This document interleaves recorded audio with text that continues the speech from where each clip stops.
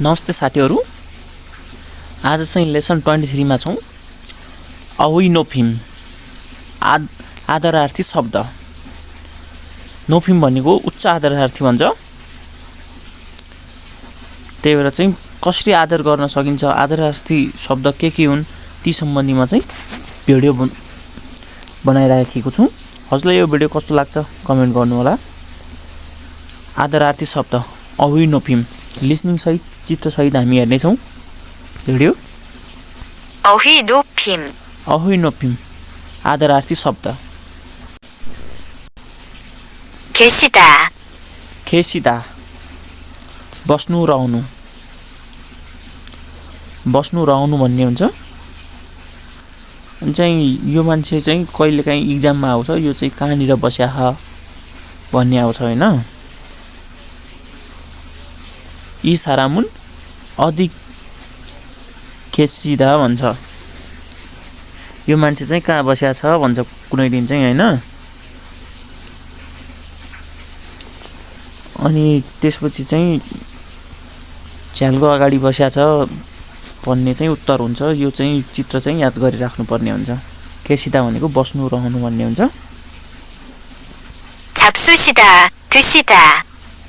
छाप्सुसिदा थुसिदा खानु। थुसिदा भनेको खानु, टक्र्याउनु भन्ने नि हुन्छ। छाप्सुसिदा भनेको खानु। यी फिसुतमाल शब्दहरू मक्ता, छाप्सुसिदा, थुसिदा कहिलेकाहीँ फिसुतमाल शब्द भनेर पनि एक्जाममा आउन सक्छ। लिसनिङ राम्रोसँग सुनौं र चित्र हेरौं।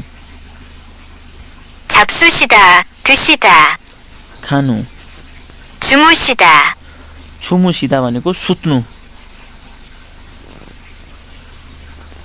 भन्ने हुन्छ। छुमुसिदा।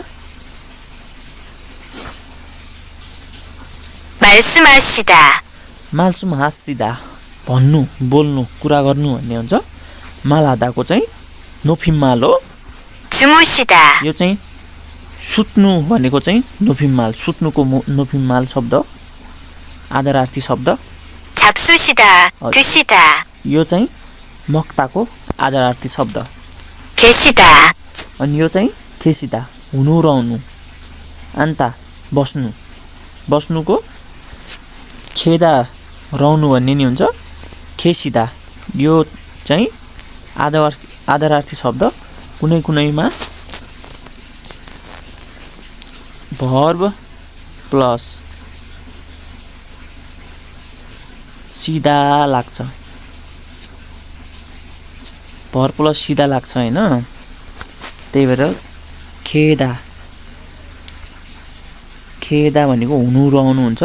भिएसटी प्लस सिधा, यो चाहिँ दा हट्यो अनि खेसिदा भयो।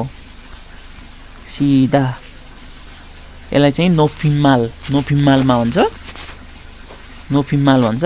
केसिदा भर्ब प्लस सिधा जोडी चाहिँ नोफिम माल शब्द भन्छ।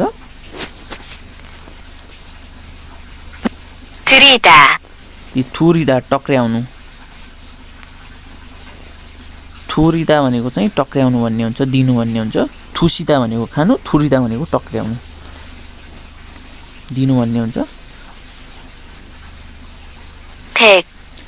थेक भनेको घर, यो पनि आदर्शवादी शब्द हो।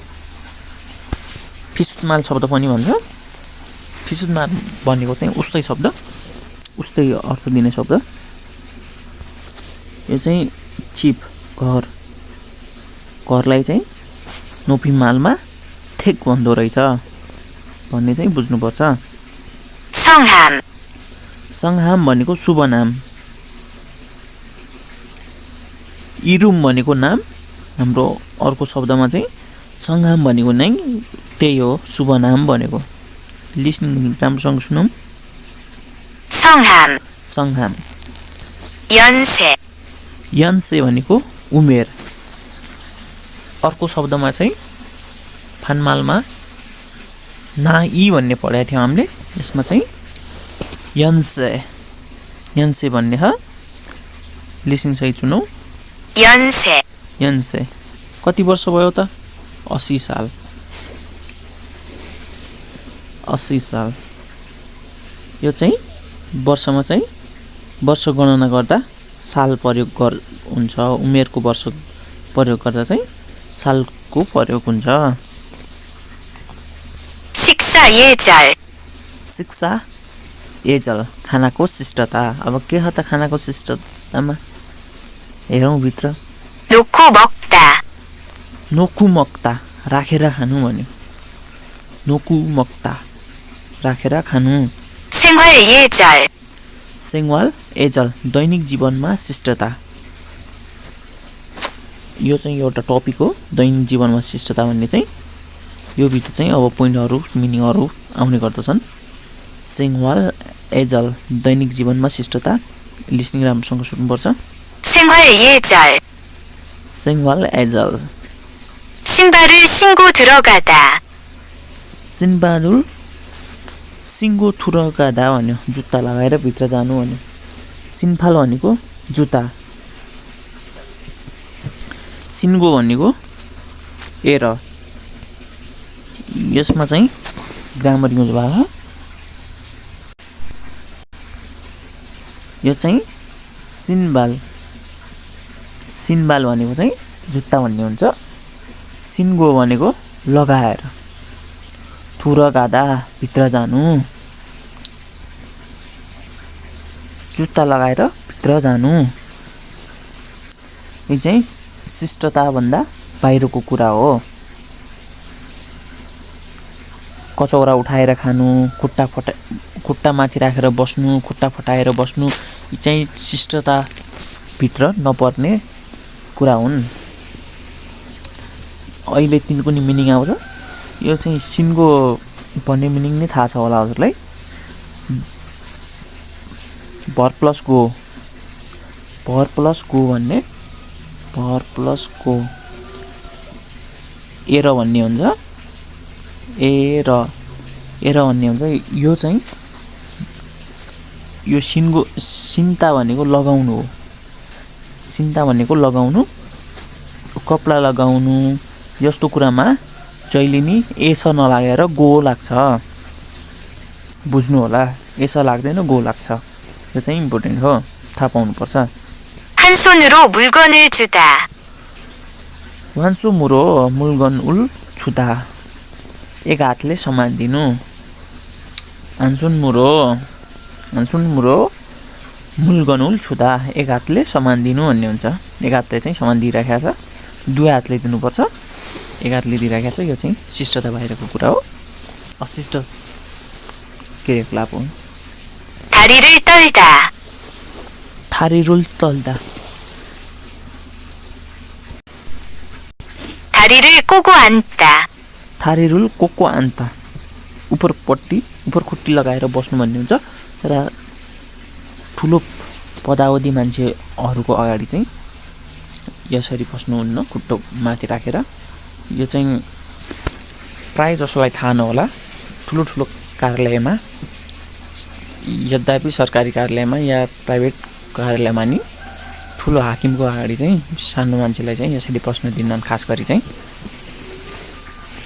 तारिरुल कोको आन्ता यो चाहिँ शिष्टता बाहिरको कुरा हो आफूभन्दा ज्येष्ठ नागरिक या अलि सिनियर मान्छे चाहिँ बस्या छ भने चाहिँ कुर्सीमा आफू पनि कुर्सीमा बस्या छ भने चाहिँ यही तरिकाले बस्नु हुँदैन भन्ने हो 다리를 꼬고 앉다. थारिरुल कोको आन्ता उपर खुट्टी लगाएर बस्नु थारिरुल कोको आन्ता 밥에 숟가락을 꽂다. भापए सुत्गाराकुल कोत्ता भातमा चम्चा गाड्नु भन्ने हुन्छ यो पनि नराम्रो काम हो 밥그릇을 들고 먹다. भापकुरुसुल थुटको मक्ता खानाको कचौरा उठाएर खानु भन्ने हुन्छ भापकुरुसुल थुटको मक्ता खानाको कचौरा उठाएर खानु लिस्निङ सुनौ 밥그릇을 들고 먹다. थुर गासिदा भनेको चाहिँ 소리를 크게 내다. सोरेरुल खुगे नेदा भन्ने छ आवाज ठुलो निकाल्नु भन्ने हुन्छ यो चाहिँ आवाज ठुलो निकाल्नुहुन्न। यो चाहिँ थोसोगवानमा रहेर पढिरहेका छन्। थोसोगवान भनेको पुस्तकालय। पुस्तकालयमा चाहिँ पढ्ने बेला ठुलो स्वरले बोल्नुहुन्न। सोरेरुल खुकेनेदा आवाज ठुलो निकाल्नु। 고개를 돌리다. खोगेरुल थोल्लिदा शरीर घुमाउनु। खोगेरुल थोल्लिदा शरीर घुमाउनु। 허리를 숙이다. हरिरुल सोकिदा कम्मर निहुराउनु। 자리를 양보하다. छारेरुल याङबो हाता सिट खाली गरिदिनु भन्ने हुन्छ। आजलाई यति नै छ साथीहरु। बाँकी अर्को भिडियोमा। धन्यवाद।